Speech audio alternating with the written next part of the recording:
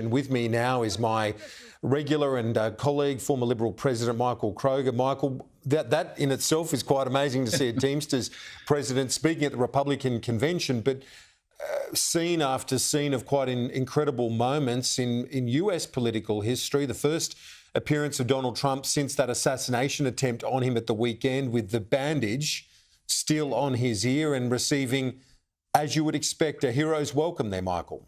Yeah, amazing. You know, I was just thinking before, 36 years ago, I was at the Republican National Convention in New Orleans, and Lee Greenwood sang "God Bless the USA" just before Ronald Reagan came onto the stage, and there he is again, 36 years later, mate. He's still going. So it shows you need one good song in your life. But anyway, Greenwood was amazing, and the arrival of Trump, the emotion in that room. I mean, I remember it still today when Reagan walked onto the stage. It was just chilling all those years ago, and I can imagine. I know Joe Hockey and others are there. It'd be the same today, mate. It's an electrifying feeling, and given what's happened, even more so. And he's picked JD Vance, which is going to also, solidify his base in the future of the Republican Party. So it's all steam ahead for Donald J. Trump at the minute, mate. A lot of momentum, in fact, all the momentum with the Republicans, and that, and as you say, the former president, that choice of JD Vance, I think many of our viewers might have seen him for the first time in an interview that he did with our affiliates at Fox today. A very impressive communicator, someone that Brian Loughnane told me earlier will have great appeal in the Rust Belt, in places like Michigan, Pennsylvania. Yeah, absolutely.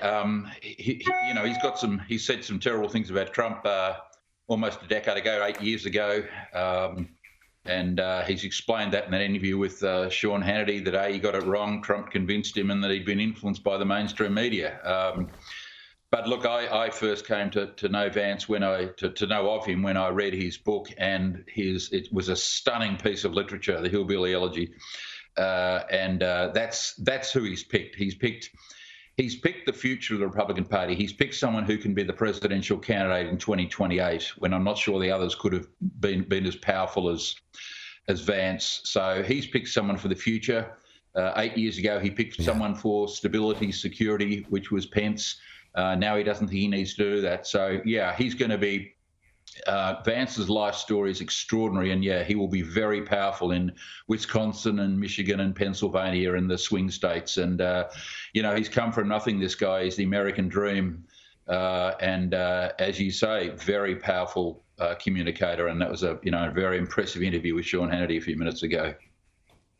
It came close to an even greater tragedy, calamity. It was certainly a tragedy. One man lost his life. At least one other was seriously wounded. But in terms of the American democracy, it could have been so much worse. The events of the weekend, it would have been a disaster in terms of the presidential race, the chaos that would have ensued if Donald Trump was killed by that attempted assassin. Well, look, mate, the truth is, and not everyone agrees with this, but we have a very different view of guns in this country today than in America. That guy was on the roof for over 25 minutes, we now learn. 25 minutes he was on the roof. A centimetre here or there could have easily hit Trump in the temple, in the face. And he just survived. I mean, how different would America be today if Trump had been killed? I must say the head of the Secret Service is still holding on to her job. She gave an interview this morning saying she had no intention of resigning. Well, I think she'll be gone rather soon, because boy, how do you keep your job after that, mate? So we were within 1 or 2 inches of the whole world changing, Thank God he survived.